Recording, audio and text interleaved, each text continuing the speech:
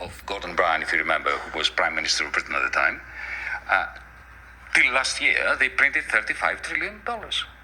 Now, at the same time, they were practicing austerity in Europe, in Britain, even in the United States, despite Obama's alleged stimulus program.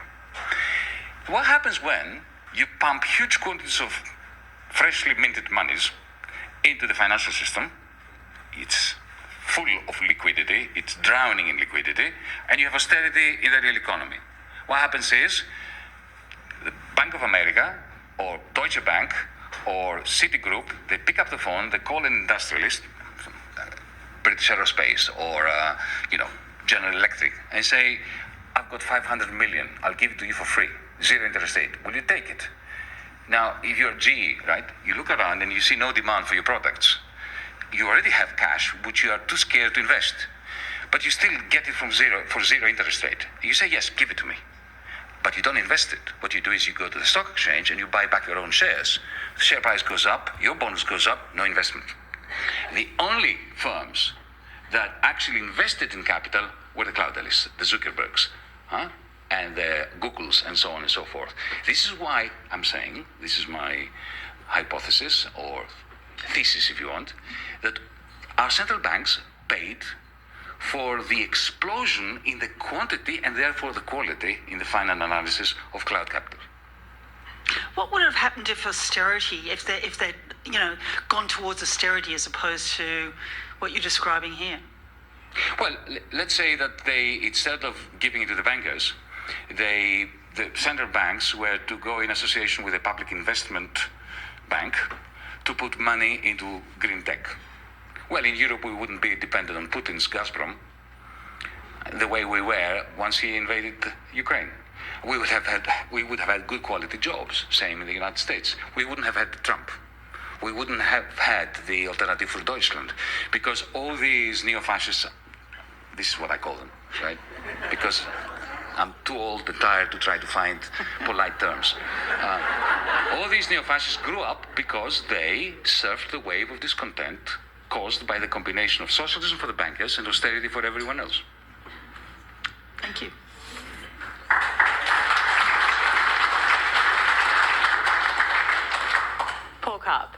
Paul Karp from The Guardian, thanks very much for your speech. Many of your domestic policy solutions, like a Green New Deal or cutting housing tax concessions, would be good for the environment and good for inequality, but I can't see how they would do anything to prevent this techno-feudalism, the problem that you've described in your speech. Could I please ask, firstly, what do you think of more extreme policy solutions like the US breaking up big tech companies or Australia banning tech companies from collecting users' data? And secondly, do you think consumers would be keen to sign up to a government bank account, a government Uber and a government Amazon as a publicly owned alternative? Firstly, I did mention the importance of, for instance, the government, in the same way that they created CSIRO and the ABC, to create a public cloud capital infrastructure which can be used either at the level of the state, for instance, the Reserve Bank providing you. Why don't you answer your own question? If the Reserve Bank of Australia gave you a digital wallet with a PIN number, and you could put your salary in there and make free payments to anyone, free payments, no fees, no questions asked, and you were to receive on your deposits the overnight interest rate of the Reserve Bank of Australia, would you say no to that? I can see how a public option you wouldn't say no to that. You would not say no to that. Wouldn't the cloudalists still be hoovering up all my data? No. This is public. This is a public ledger, and you can have your Australian Parliament safeguard the anonymity of your payments and safeguard your privacy a lot better than the Commonwealth Bank of Australia. The NAB, of course, Westpac is excluded today. As for a government Uber, I wouldn't want a government Uber. It would be ludicrous to have a government Uber, but it would be brilliant if we had a cooperative of drivers with their own cloud capital, their own algorithm, so that they would retain the rents and the proceeds from their customers rather than having them being skimmed off via Luxembourg, that's how Uber works, Ireland, to the Cayman Islands, right? So I'm talking about a cooperative enterprise here that is assisted through legislation by the Australian Parliament. Finally, I agree with you entirely that we need a digital Bill of Rights so that we own our data, and more so than our data, it is high time that we own our digital identity. Because you and I have no way of proving who we are on the internet unless we beg some conglomerate or bank to vouch for who we are. Because unlike the analog world, where, our states provide us with a driver's license or a passport which proves who we are, and the internet, they don't. You have to beg Google to testify to who you are. So these small changes can make a very big difference.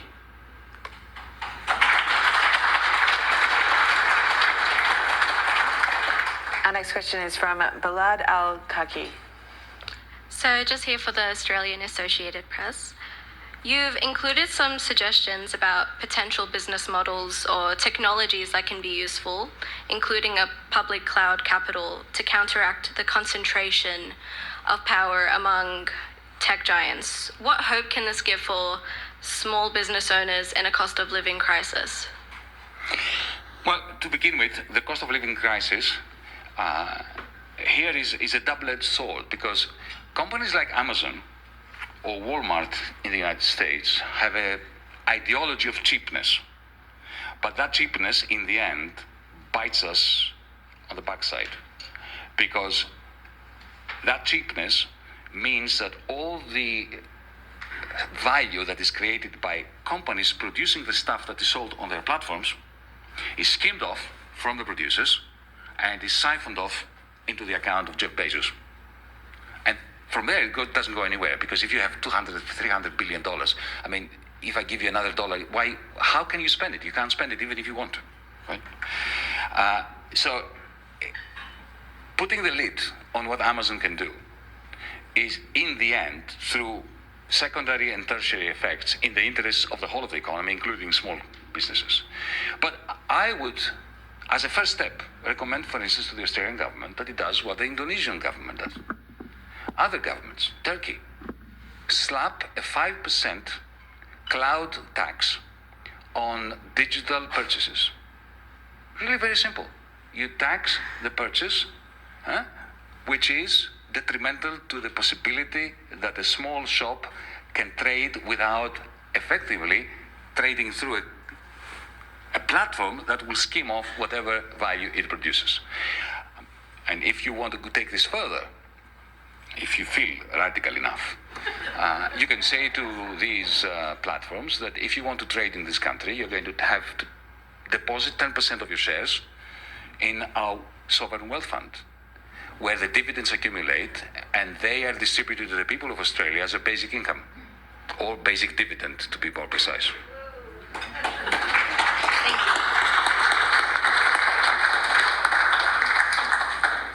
Our next question comes from Simon Gross. Simon Gross, Canberra IQ. Cloud capitalism. You're basically talking about the digitalisation of so much of what we do in commerce and in dealing with government. And you're seeing average citizens as victims. I just want to relate this to Greece. When you had the big financial problem, one of the things we got to learn was the high level of tax evasion and tax avoidance that is like a national sport in Greece. Last month, the IMF came out with this report about recent trends of informality in Greece. That's the term they use for the tax avoidance evasion. And they say that the digitalisation is a major factor that helped reduce informality in Greece. So, can you just extemporise a bit about the goods and the bads of this, the digitalisation of our lives? I'm all for digitalization. I love technology. I'm not a Luddite or neo-Luddite. I don't want to smash the machines and go back to a bucolic lifestyle. As a finance minister, it was my intention effectively to ban cash, to make all transactions digital in order to do away with the problem of tax evasion. That wasn't very appreciated by the vast majority of tax evaders. But you see, the point I want to make, if I may, is this. My concept of cloud capital is not a critique of digitalization.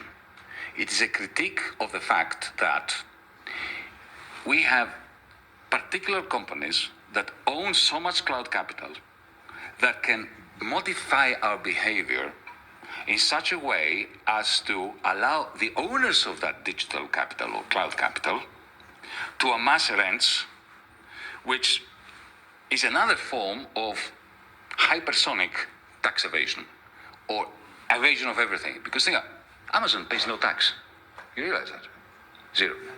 Yeah, it's Zero. It's very dodgy stuff, yes. Zero. Okay? Zero. It's all legal. Zero. They'd probably say something different, but they'd probably be... Of course they would say something different. Like it wouldn't be as much as they should. I only need to state that they pay zero tax. Okay. Last year, I looked at the numbers. They had 46 billion euros revenues in Europe, and they paid zero. Yeah. Okay? Now, whatever you tell me, I'm not convinced that they had no profits. Okay? And they paid zero. Okay.